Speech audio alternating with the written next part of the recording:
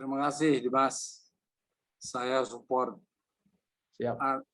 Generasi muda punya pemikiran yang brilian. Jangan berhenti, terus maju. Siap.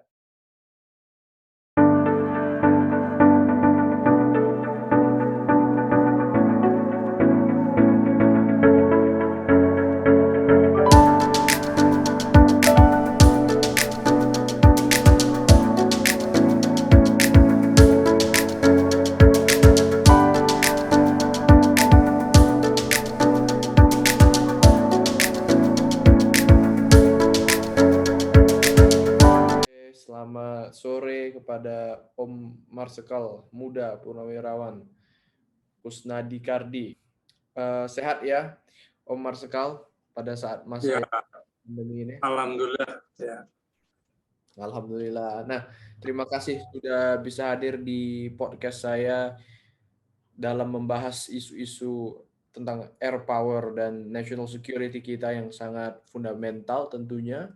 Dan sebagai anak muda Indonesia, saya ingin belajar langsung kepada someone who is experienced di bidang national security dan terutama angkatan udara kita. Nah, kira-kira menurut Om Marsikal sendiri di abad ke-21 ini apa tantangan terbesar bagi air power dan national security kita? Ya, air power itu sangat bermanfaat. Tapi kita tidak bisa menggunakan secara optimum. Sehingga keuntungan air power itu diambil oleh negara Singapura yang notabene tidak luas, penduduknya hanya seperti kota Jakarta. Kita tuh tertipu dari tahun 46 sampai sekarang, 75 tahun. Nah, mengapa tertipu? Nanti saya jelaskan. Ya. Nah, kira-kira apa yang harus dilakukan oleh mereka yang ada di bidang pertahanan termasuk TNI dan juga pemerintah dalam mencegah hal demikian dan juga membenahinya? Ya, pertama kita harus berani kepada Singapura untuk lebih keras lagi mengatakan bahwa harus dikembalikan air power yang dikuasai Singapura. Seperti kita ingat 10 November yang datang ke Surabaya untuk mengambil Indonesia dari penjajah Belanda, itu orang Inggris. Ya. Tapi dengan keberanian Bung Tomo mempengaruhi rakyat Surabaya untuk mengcounter. Akhirnya Jenderal Bintang 2, komandannya meninggal. Ya. Itu atas keberanian. Itu tanpa keberanian yang hebat, saya kira sulit untuk mengalahkan Inggris dengan senjata lengkap. Padahal kita senjatanya seadanya. Ya. Demikian juga dengan Singapura, kita harus berani, pemerintah kita harus berani, para menteri, rakyat, anggota DPR harus sepakat karena kita dirugikan dan dilecehkan. Ya, mengapa dilecehkan? Nanti kita dengarkan ceramah berikutnya. Nah, mungkin boleh dijelaskan penjelasan mengapa kita dilecehkan dan seperti hina oleh ketidakadanya kekuatan dalam air power kita ini. Ya, air power itu kan kita mengambil definisi dari Inggris. Kita ketahui bahwa air power yang pertama kali di Inggris, angkatan udara yang tertua adalah Inggris. Dia mengatakan bahwa definisi dari air power adalah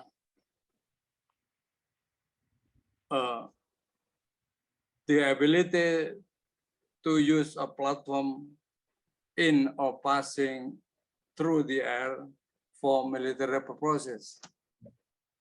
Military purpose untuk kepentingan apa? Yaitu untuk kepentingan tentu saja yang berkaitan dengan pertahanan. Tapi masalah Singapura ini tidak hanya pertahanan, tapi masalah ekonomi, masalah intelijen.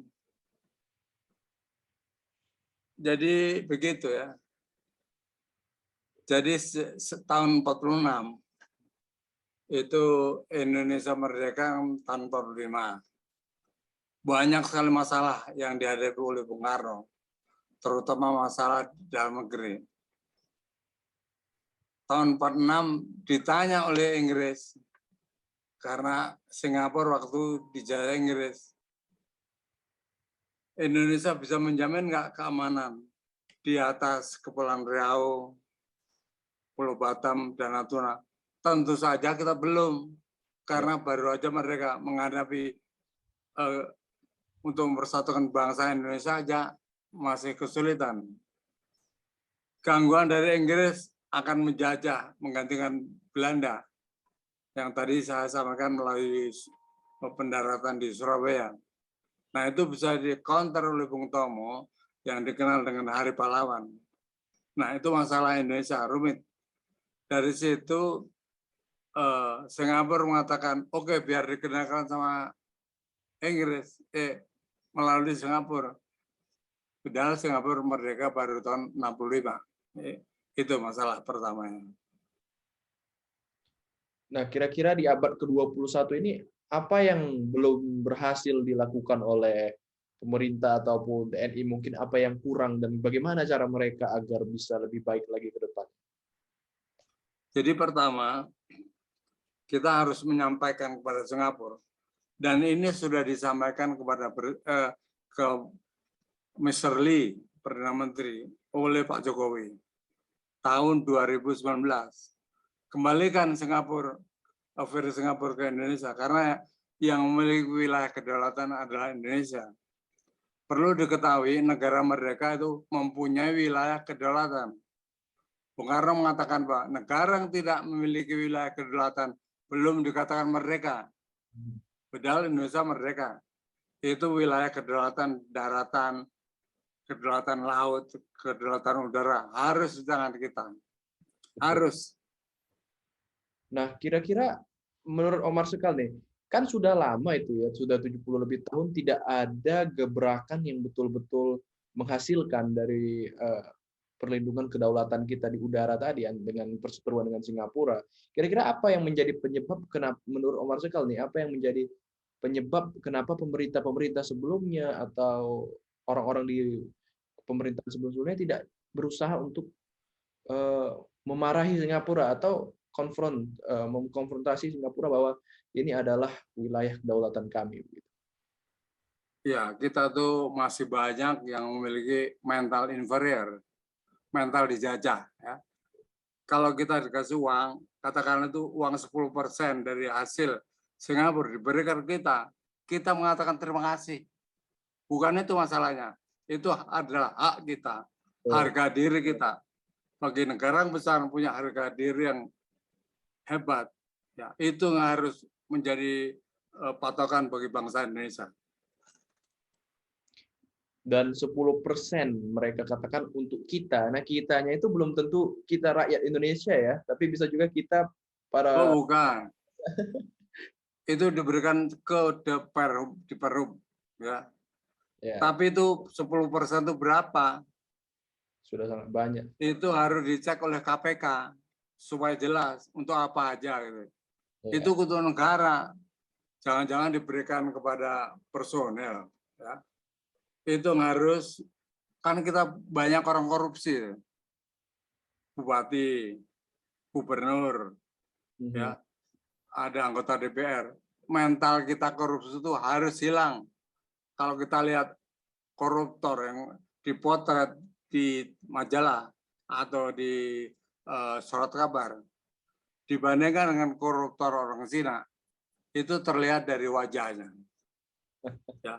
Senyum, ya? Kalau koruptor kita udah tangannya diborgol, wajahnya senyum-senyum. Bandingkan dengan gambar orang Cina yang diborgol, sedih ya, karena hukumannya tuh digantung. Kita kan nanti dikurangi, bebas, duitnya masih banyak. Ya. Kira-kira apa yang harus dilakukan nih untuk para anak muda seperti saya dan para abdi negara yang selanjutnya akan menjadi komandan-komandan di TNI, di Polri, di pemerintahan. Kira-kira apa motivasi Omar Sekal ini agar kita bisa membela kedaulatan kita dimanapun laut, udara, maupun darat? Jadi kalau anak muda itu kan yang saya harapkan yang intelektual ya, yang belajar, ditulis dalam buku, terus bicara seperti inilah. Itu karya anak muda. Jadi saya salut dengan Dimas yang mengungkap masalah ini sehingga saya bisa menyampaikan pada masyarakat. Wilayah kita itu tidak hanya udara, darat. Kita tahu bahwa wilayah darat di Papua itu yang penghasil emas, Freeport, dikuasai Amerika. Alhamdulillah Pak Jokowi sudah mengambil jadi 51,2%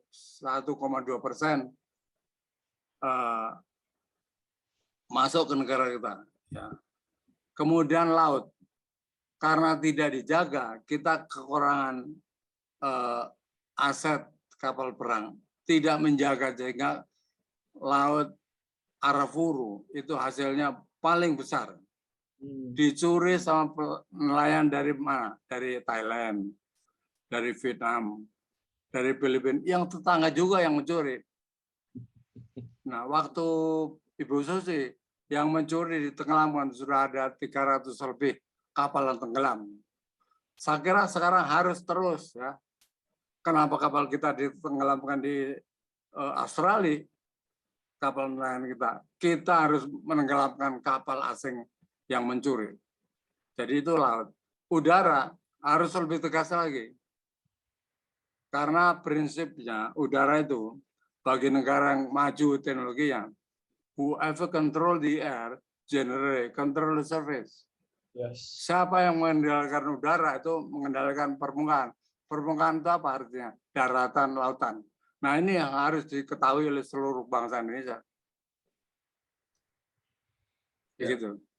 Nah, sebagai mantan prajurit TNI Angkatan Udara dan juga salah satu komandan di TNI Angkatan Udara, Om Marsikal kira-kira apa pengalaman yang nggak terlupakan, yang tidak terlupakan, misalnya bisa saja yang paling mengerikan atau yang paling menyenangkan maupun menyedihkan, kira-kira apa saja itu yang tidak terlupakan? Saya kebetulan Angkatan Udara dulu penerbang tempur ya. Wah. Saya instruktur penerbang yang paling lama. Wow. Karena apa? Orang tua saya itu transmigran. Jadi itu masuk Angkatan Udara itu udah survive sekali. Sampai menjual tanah. Sehingga saya bertahan di Angkatan Udara dan masuk penerbang tempur itu karena semangat. Jadi saya sarankan kepada generasi muda harus memiliki semangat. Seperti halnya saya mengajar di program S2 UI, yang penting itu orang itu punya tujuan, gitu.